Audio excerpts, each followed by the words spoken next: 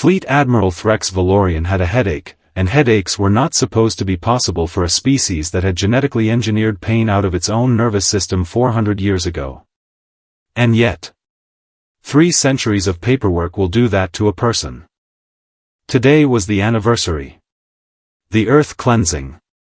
300 years since the Vosk Dominion had looked at a small, waterlogged planet full of squabbling primates, decided they were a long-term liability, and erased them from orbit in under 6 hours. It was, by Vosk military standards, barely worth mentioning. There was an entire wing of the Hall of Conquest dedicated to species that had fought back. Earth had a plaque the size of a napkin. "You're doing the face again," said Lieutenant Kesto, not looking up from her console. "What face?" "The one where you're annoyed that a species died too easily for you to feel good about it." "I am not annoyed. I am reviewing the cleansing anniversary report, which somebody decided should be 400 pages long, for a campaign that lasted 6 hours. Bureaucracy doesn't care how long the war was, sir. Only how long the report is." Valorian grunted and kept reading. The Earth cleansing had been, by any objective measure, an embarrassment of overkill.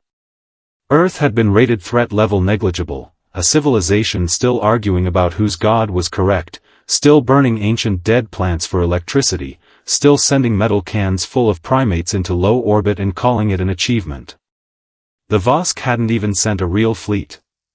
They'd sent the 9th Sanitation Flotilla, a group of ships so unglamorous they didn't even get a proper name, just a number, like a parking permit. 6 hours. One day, if you were being generous and counted the travel time. Efficient. Clean. Forgettable. Which was, of course, exactly when the console in front of Kesto began screaming.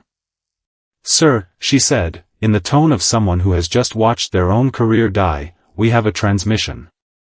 "From where?" "From Sol System."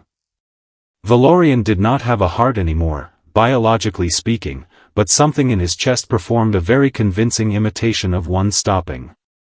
"That frequency is tagged deceased. Do not monitor.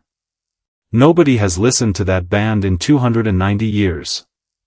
"I'm aware, sir. I didn't listen to it either. It listened to us." The message was short. It had been sent, according to the timestamp, exactly on the anniversary, which either meant humanity had spectacular flair for the dramatic or an even more spectacular grudge. It played once, in a calm, dry, faintly amused human voice, translated a half-second later by the ship's language core into something the bridge crew could understand without flinching too badly. "This is Earth. We got your invoice. We're calling to discuss payment terms." Silence on the bridge. The kind of silence that has a weight to it, like the air itself was embarrassed for everyone present. "Kesto," Valorian said slowly, "pull the original cleansing files. All of them." "Sir, that's 300 years of." "Now, Lieutenant." The files were worse than he remembered, which was saying something, because he remembered them being bad. The 9th Sanitation Flotilla had bombarded exactly 11 population centers before command called the operation sufficient, which was Vosk military language for "we got bored." Orbital sensors had confirmed catastrophic loss of surface infrastructure. Nobody had checked for survivors, because nobody checks for survivors of a species rated threat level negligible. That's not oversight. That's just math. You don't audit an anthill after you step on it. Except, as it turned out, somebody really should have audited this particular anthill, because the anthill had apparently spent the intervening 3 centuries building itself into something considerably less negligible. "There were bunkers," said Kesto, scrolling through survey data that should not have existed. "Deep ones. Continent spanning. And an orbital ring station the original scans classified as space debris because, and I'm quoting the report here, sir, primates cannot build things that survive re-entry. And there was a colony on Mars. And a research outpost on one of the ice moons. And, sir, there was a generation ship.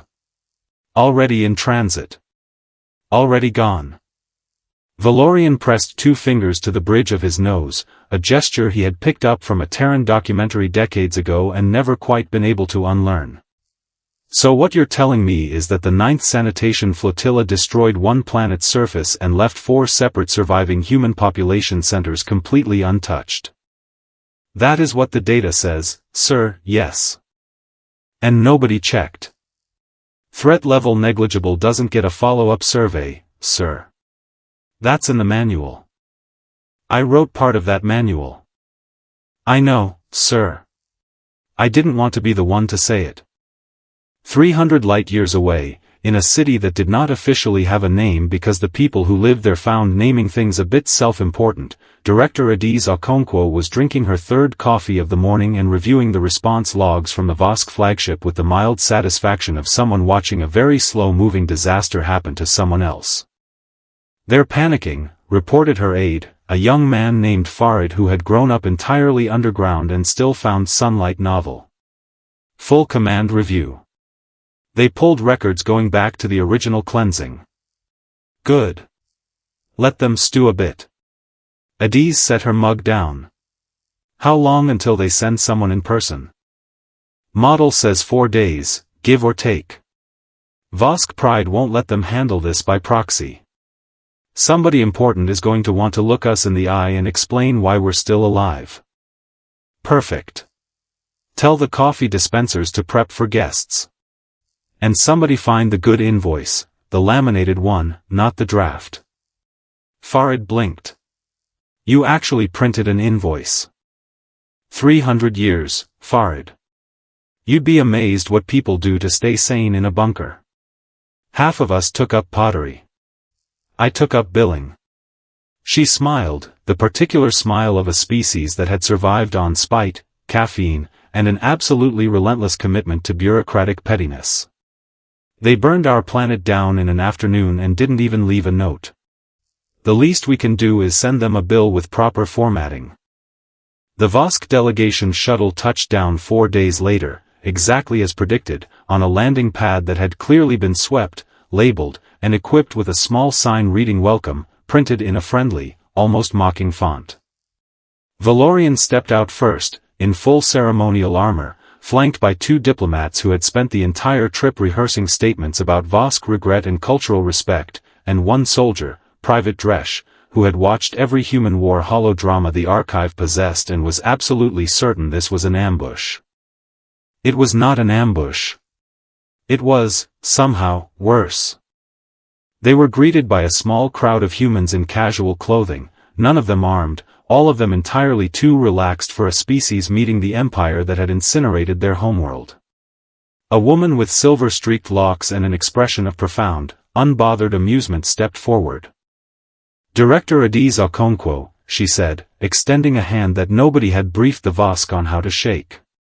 You must be the people who blew up our planet. Coffee? Valorian stared at the hand for slightly too long before Kesto, standing just behind him, hissed, "Shake it, sir, it's a greeting," and he did, awkwardly, while Private Dresch's hand hovered near a weapon he had absolutely been ordered not to bring. "I am Fleet Admiral Threx Valorian," he said, in the deep, formal Dominion cadence reserved for surrenders and coronations. "We received your transmission. We are here to discuss the circumstances of the Earth cleansing, and to extend the dominions." "Great, save it for the meeting, it's more fun with snacks." Adiz turned and started walking, apparently expecting the entire delegation of one of the galaxy's oldest empires to simply follow her, which, humiliatingly, they did. The city unfolding around them was not what any of the briefing materials had suggested. No smoking ruins. No primitive huts. Clean lines, unassuming architecture, technology so understated it took Kesto nearly 10 minutes to realize that decorative lighting strips along every walkway were actually a distributed planetary defense grid running quiet diagnostics in plain sight. "They're not hiding it," she murmured to Valorian. "They're not even hiding it, sir. It's just, there. Like it's furniture. I noticed. I don't think they're bluffing. I noticed that too, Lieutenant. The meeting room, when they reached it, had a long table, comfortable chairs, and, propped up in the center like a centerpiece, a laminated document roughly the size of a serving tray. So, Adiz said, settling into her seat with the air of someone about to enjoy herself immensely, let's talk about the invoice. One of the Vosk diplomats, a nervous, thin-voiced official named Asen, cleared his throat. Director, the Dominion is prepared to offer a formal statement of regret regarding the events of 300 years ago, along with cultural reparations in the form of. That's very sweet, Adiz said, but we already did the math. Line 1, orbital debris cleanup, 300 years of drifting Vosk munitions we had to sweep out of our own shipping lanes ourselves, because nobody came back to collect them. Line 2, cultural heritage loss, calculated at replacement cost for every archive, library, and irreplaceable historical site your flotilla decided didn't matter. Line 3, she flipped the laminated sheet with theatrical relish, emotional distress. For 300 years. Compounding annually. Asen made a small, strangled noise. That's absurd, Valorian said, though with noticeably less conviction than he'd planned to muster. Compounding emotional distress isn't a recognized damage category under any interstellar. It is now. We wrote it into our own legal code the week we finished rebuilding, specifically for this conversation. You're welcome to dispute it, but I'd point out that dispute resolution under Dominion treaty law requires the involved parties to demonstrate comparable military standing before arbitration is binding. Adiz smiled, and it was not an unkind smile, but it had teeth in it somewhere.